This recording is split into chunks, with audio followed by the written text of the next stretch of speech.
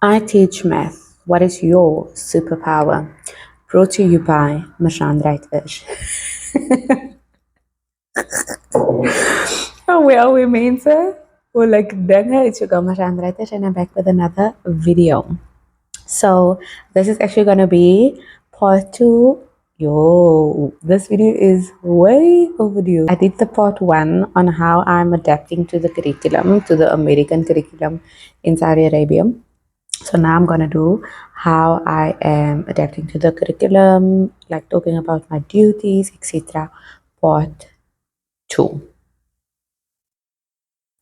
Okay. So like I said last time, I spoke about the dismissal duty, morning duty, etc.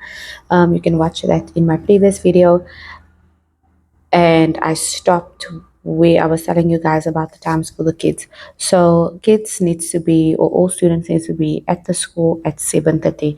You can It's even better if they come at 7:15. They're supposed to be, that's like the time. They're supposed to be here at 7:15. 7:15, because 7:15 everyone meets in the basement or on the playground. It depends on the weather. So if it's very hot like now during the summer months, we will meet in the basement and like have our morning assembly.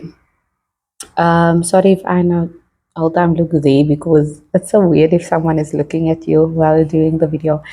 Anyways, what do I want to say now? Oh yeah, so 7:15 we have the morning assembly, but a lot of the upper grade kids, they don't attend the assembly, and some of them just comes late.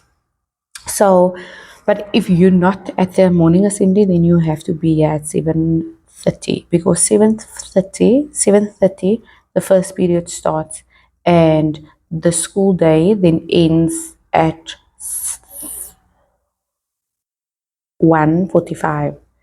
Yeah, at 1:45, because dismissal will start at 1:45 up until the last kid leaves. Okay.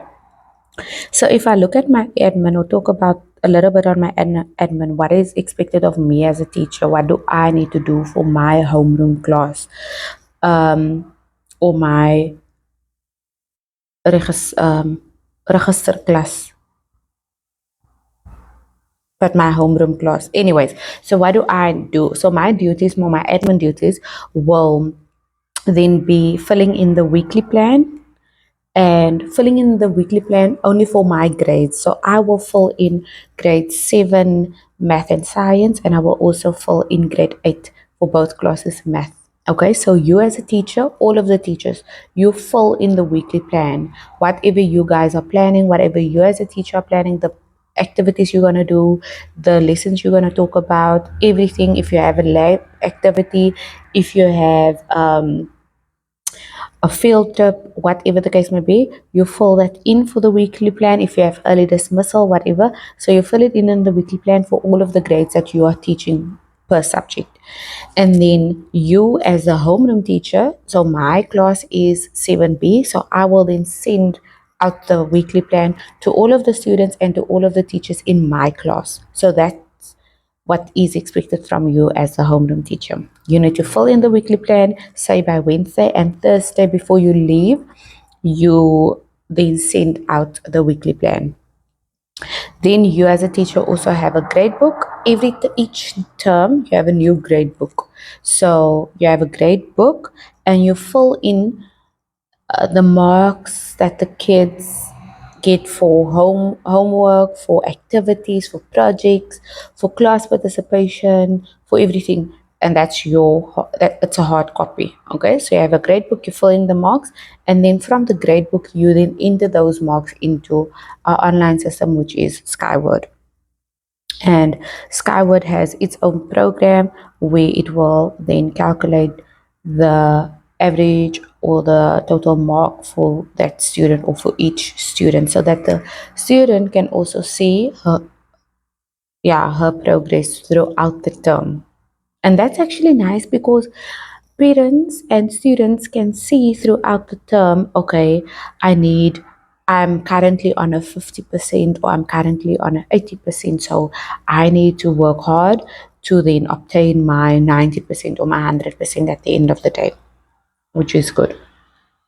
And parents can see, okay, but my child does not have a mark for this homework or for this class participation.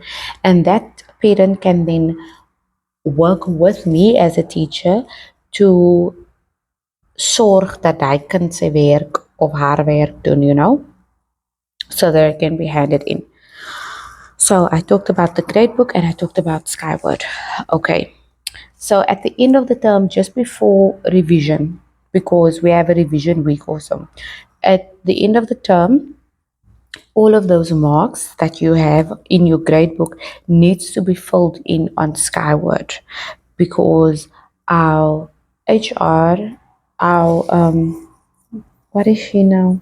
But anyway, the person that will look at the marks, that will see if everything is filled in, that will see, okay, is there students who's failing? So that person, she checks if all the marks are in. If no student has a 0, if no student is failing, etc. And then what is also expected from you is you have to mark.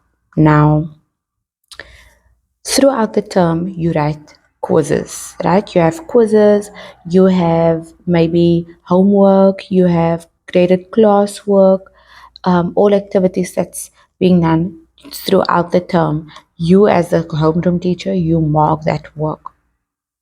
But now, when it comes to finals, and this is what I love, because back home, you as the subject teacher, oh my word, I'm just thinking now, if it was a math that day, then I had to take home my grade 9s, my grade 8s, my grade 10, 11, 12. Oh my goodness. Like, you as a teacher back home, you go home with boxes full of mark work, full of papers that you need to mark all by yourself. So what we do here is no one goes home with a exam paper. No one. So you, as a homeroom teacher, you mark the quizzes at school. You mark the projects at school. You mark the graded homework at school. You mark the classwork at school.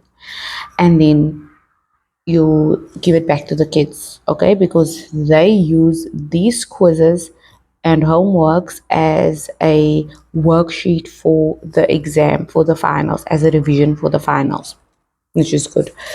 And then in the finals, so for instance, we wrote math today. So I am the math teacher for grade 7 and I'm the math teacher for grade 8. So I have 2 classes in grade 7 and I have 2 classes in grade 8. So management will then assign 4 teachers to me. They will assign 4 teachers. These 4 teachers will mark with me. So one will mark with a red pen, the other one, but they will help each other. So say for instance, there's 3 sections, right? One teacher will mark section A with a red pen, and then the next one will mark section B with a red pen.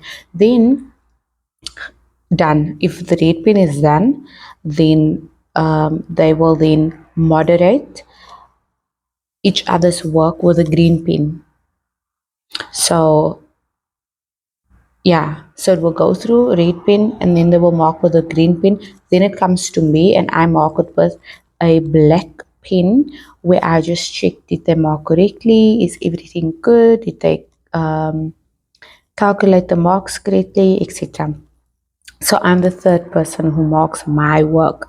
So first person, second person, third person, and then after that it goes to a control committee. Then they control, okay, did everyone, starting from the red pen, did everyone mark correct?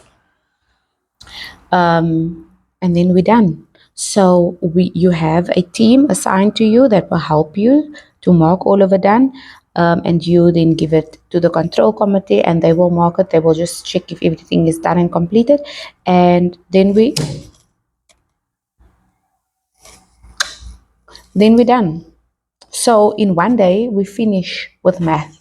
So the next day it's science, and or say for instance it's English. I don't teach English, but I will help someone else, a subject teacher from English, I will help the English teacher mark her work.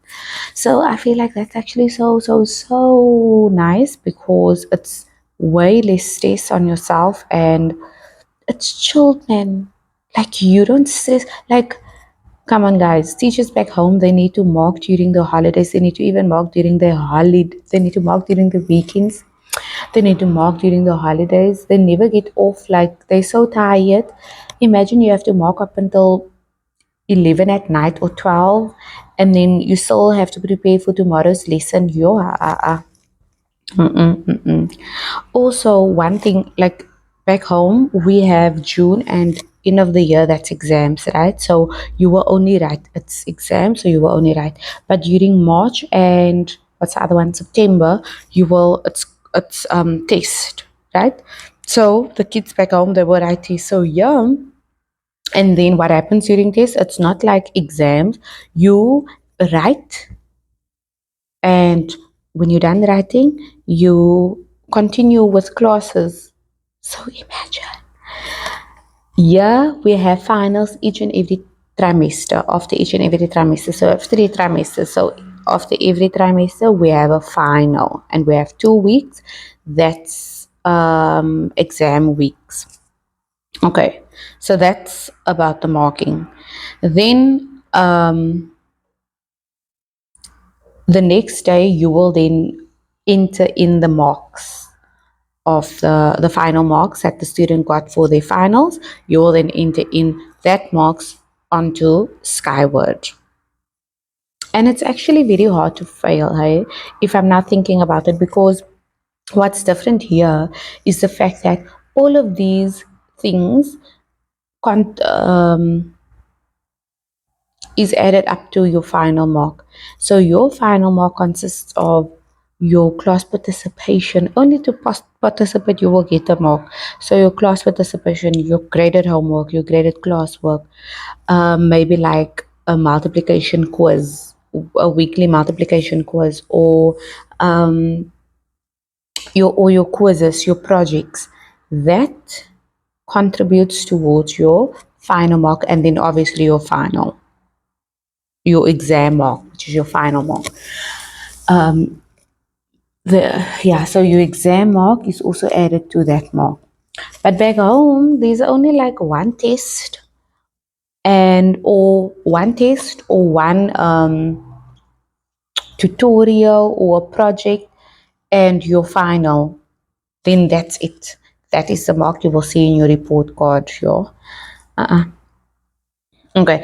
Um, So that's basically it for the duties. Honestly, that's basically it for the duties. If I talk about the curriculum is very packed.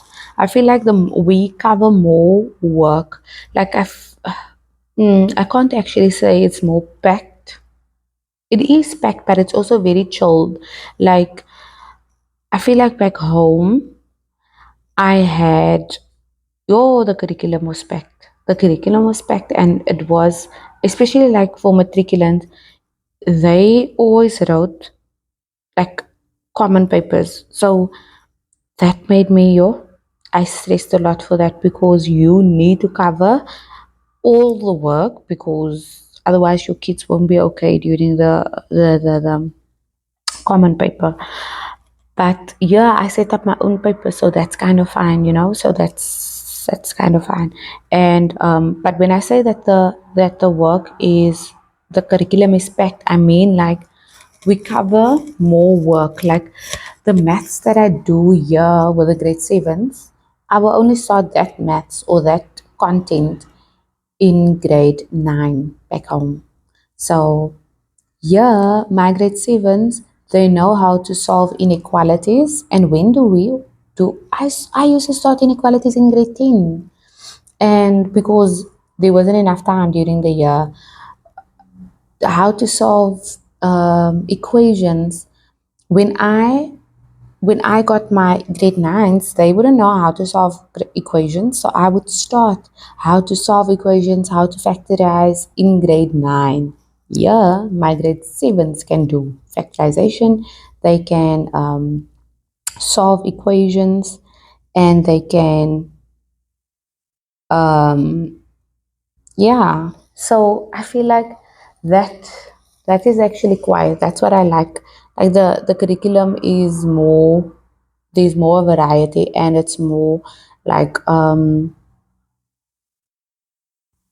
hoe kan ek sê man, het is meer vorentoe.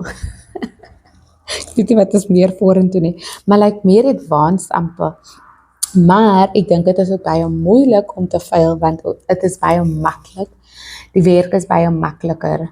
You know, die kinders word baie meer gehelp hierso. Like honestly, we help our kids a lot. To understand the work to pass, to make sure that they pass, etc. Whereas back home, you as a subject teacher won't even be called during the exam because your kids know they can't call you, they're on their own. And yeah, it's different because you as a subject teacher will then during the exam, so say for instance they write math, you as a subject teacher will go after a half an hour, go to the students like answer their questions. If there's uncertainties, blah, blah, blah, you as a teacher will do that as a subject teacher. And what's also different about the curriculum is, you know, back home, you basically do the same topics each year, but each year you just go into them more in detail. So, like I said, in grade 7, they start with like algebra, how to solve for x inequalities, etc. And then in grade 8, they also focus on algebra, like simultaneous equations, that I will only start in grade 10. Gelyktydige vergelykings, I will do it in grade 10. Yeah, I will do it in grade 10 in first term. But yeah, I start with it in grade 8 already. They will do geometry, exterior angles of a triangle. In grade 9, they focus just on algebra, and then grade 10 is just geometry. So that's like different, right? Because back home you have algebra, geometry, everything in 1 year, and here it's like split into two because grade 9 only focus on algebra mainly, and grade 10 focus on geogebra. And then grade 12, I'm not sure about the grade 11. I think they also do algebra 2 or something like that. Then grade 12, they do calculus and differentiation.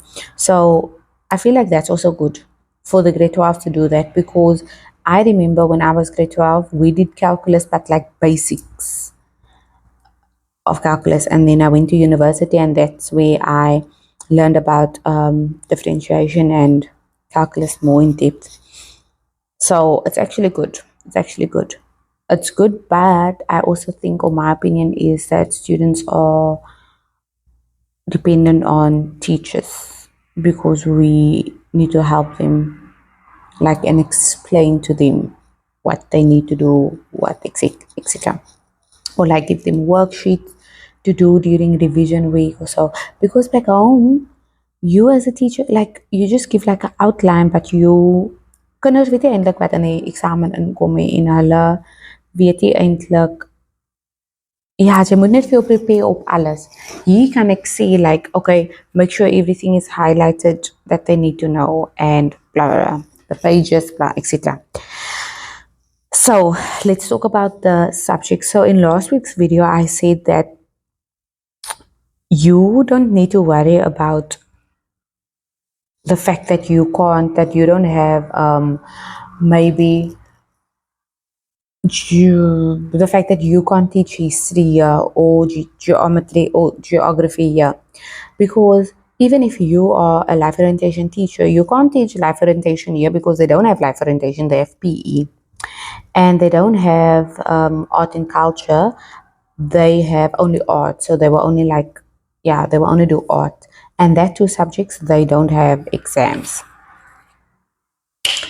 And that's for the admin. Like, it's honestly, I feel like if I have to compare all my admin duties now and to all my admin duties that I did back home, major difference, because I have time at home to rest. I never work at home, guys. I never work at home. Like this time, like now, kids are gone already, and now I can just do my admin. And I don't even have admin. So the only admin I will be doing sometimes after school is putting in my marks on Skyward or on my grade book or mark a quiz or whatever, but that's it. And that's what I know definitely, I can definitely say I appreciate that. The fact that there's actually time to just take a breather and rest and overworked. And oh my goodness, that's one thing that I don't miss. That's one thing, the one thing that I don't miss. Because ja, sy's moeg man. Like onderwysers spur my moeg en ek voel ek is nou meer so moeg hè, want hier's genoeg ure in 'n dag om al my werk klaar te maak.